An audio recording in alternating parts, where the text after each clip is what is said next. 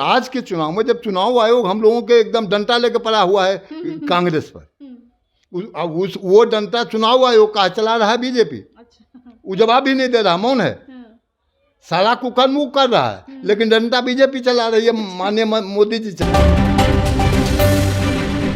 नमस्कार, आप देख रहे हैं रब्जी लाइव न्यूज और आपके साथ मैं हूं निधि सिंह।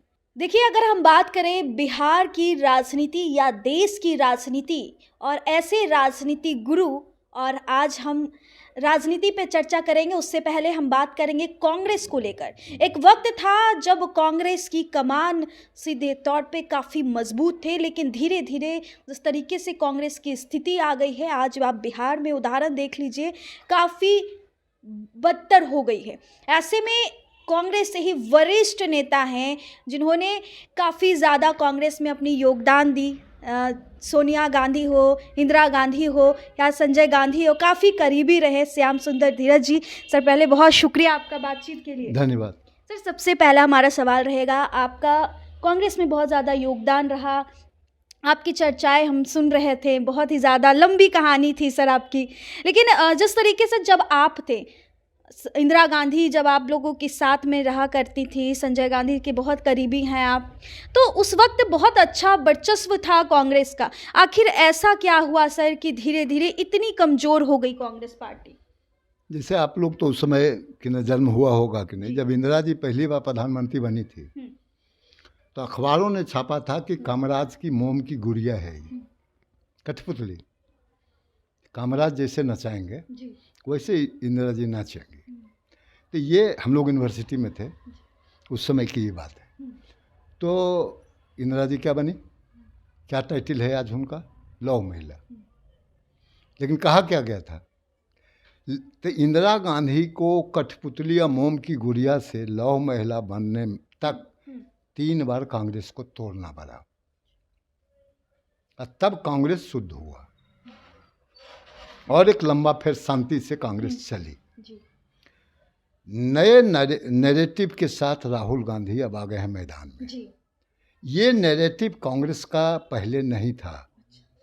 हम लोग सेंटर टू लेफ्ट थे, लेफ्टिस्ट नहीं थे और नहीं कैपिटलिस्ट थे। हमारा जो रास्ता था वो टिल्ट था टुवर्ड्स लेफ्ट, लेकिन कांग्रेसी थे। तो नहीं हम किसी के दुश्मन थे, न कैपिटलिस्टों के दुश्मन थे और नहीं हम कम्युनिस्टों के दुश्मन थे। कम्युनिस्ट तो हमारे साथ रहे उसके बाद बहुत दिन तक। लेकिन राहुल गांधी ने एक नया नैरेटिव लाया कि जो चल रहा था, जैसे कांग्रेस ने कम नहीं किया, जमीन बसने के लिए दे दिया, उसका अपना बना दिया, गरीब वंचितों के लिए, राजा महाराजाओं को ले लिया, बैंक नेशनलाइजेशन कर लिया, मध्यम वर्ग को बैंक तक से जोड़ दिया। जबकि मध्यम वर्ग का पैसा होता था, लेकिन मध्यम वर्ग भी बैंक से लोन नहीं ले सकता था। लेकिन आज क्या हो गया है सर कांग्रेस? वही हम कहें। तो जब बनी उसके बाद, राहुल गांधी के आने के बाद बहुत सारे लोग, जो पावर बहुत लंबे समय तक चला, नरसिंह राव रहे, सरदार जी रहे, तो बहुत सारे लोग बहुत बड़े बड़े धन्ना सेठ बन गए। उनका वेस्टेड इंटरेस्ट अपना आ गया। तो जब पार्टी में रोड़ा बना या पार्टी उनके इंटरेस्ट के खिलाफ जब जाने लगी, तो स्वाभाविक है कि वो पार्टी को कमज़ोर करेंगे। तो एक ऐसा दौर आया है अभी कि जिसको 3 दिन पहले हम 50 साल जो हमने बोला अभी उनके में 50 साल में 3 साल जो आप कहानी आप सुन चुकी, हम उनको दोहराना नहीं चाहते हैं, कि हमारा ऐसी स्थिति हुई कि हमारे बाल बच्चे और हम संकट में थे। तो एक पुरानी कहावत है कि हमने कातलों के मोहल्ले में अपना घर बना लिया। तो हम 3-4 साल के लिए हम कांग्रेस से अलग हुए, जिसमें नीतीश जी नज़दीकी थे, लालू जी और नज़दीक हो गए, ऐसे तो यूनिवर्सिटी से थे, जो कहानी कहा। तो उसमें जब हमारा परिवार एट स्टेक हो गया, हमारे बच्चों के बारे में बताने लगे, कहाँ पढ़ता है, रोज़ जाता है, हमको मालूम है, जैसे आज होता है किडनैपिंग का, फलना का, तो वो छोड़ दीजिए। तो हमने कांग्रेस में ही रहा।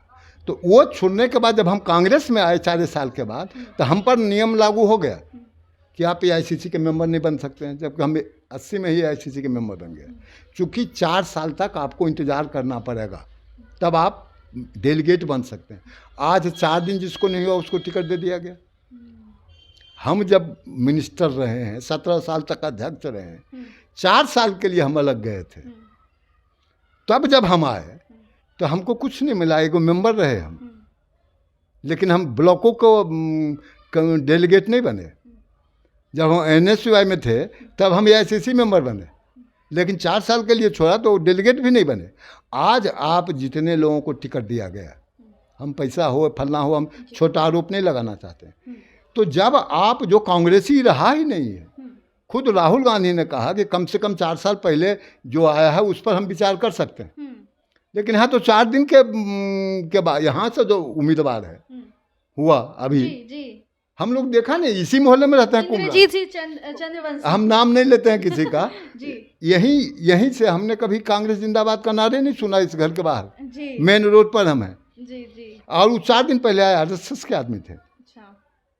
तो आ गए तो कुछ दिन सेवा करते तब ना उनको देना चाहिए, आ जाए उसके लिए हम विरोधी नहीं है। लगातार सर आरोप लग रहा है, राजेश राम प्रदेश अध्यक्ष कृष्णा लवरू जी पे आरोप लग रहा है कि वो लोग टिकट को लेकर के मतलब बेच दिए या नए लोगों को टिकट दे दिए, यही इस वजह है कि लोगों में नाराज़गी दिखी और कांग्रेस का धीरे धीरे जो है पतन हो रहा है।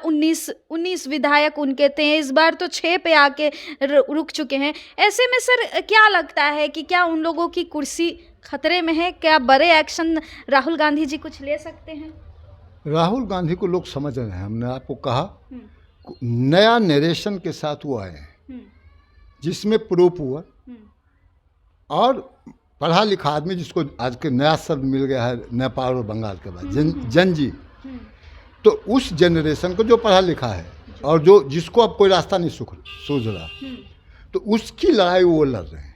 लेकिन हम अपना स्वार्थ नहीं छोड़ पा रहे हैं, तो इनडायरेक्टली हम लोग राहुल गांधी को कमज़ोर कर रहे हैं।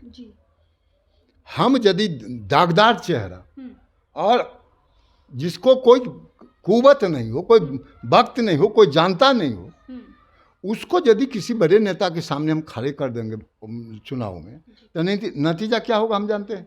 और आज के चुनाव में जब चुनाव आयोग हम लोगों के एकदम डंडा लेके पड़ा हुआ है कांग्रेस पर, वो जनता चुनाव आयोग का चला रहा है बीजेपी, वो जवाब भी नहीं दे रहा, मौन है, सारा कुकर्म वो कर रहा है, लेकिन जनता बीजेपी चला रही है, माननीय मोदी जी चला रहे हैं।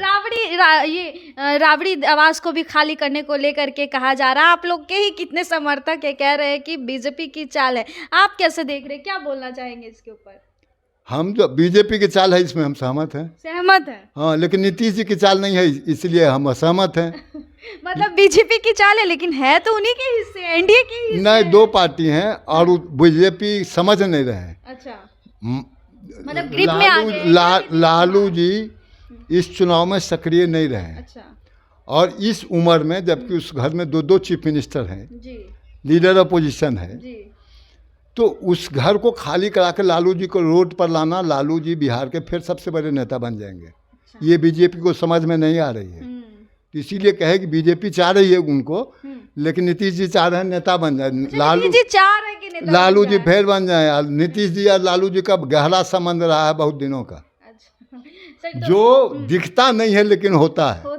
मतलब आज भी चुपके नीतीश कुमार लालू यादव बातचीत करते हैं। अब वो हम नहीं कहेंगे, जो दिखता नहीं है वो होता है। अच्छा, एक आखिरी सवाल लेंगे। मोकामा आपके लिए काफ़ी ज़्यादा दिल के करीब रहा है, आप वहीं से आते हैं, आज भी मोकामा से कई सालों से विधायक रहे। अनंत सिंह के बारे में आप क्या कहेंगे? अनंत सिंह बार बार कितनों भी टाल ठोक ले, सूरजभान सिंह उनके अगेंस्ट में आ गए, लेकिन जीत हमेशा अनंत सिंह की ही होती है। आप क्या कहना चाहेंगे अनंत सिंह के बारे में 2 शब्द में? जैसे कांग्रेस के बारे में कहा कि हम लोगों ने ऐसा पात्र सब ला दिया कि वो कांग्रेस को जोड़ने के बदले अपना इंटरेस्ट देखने लगा।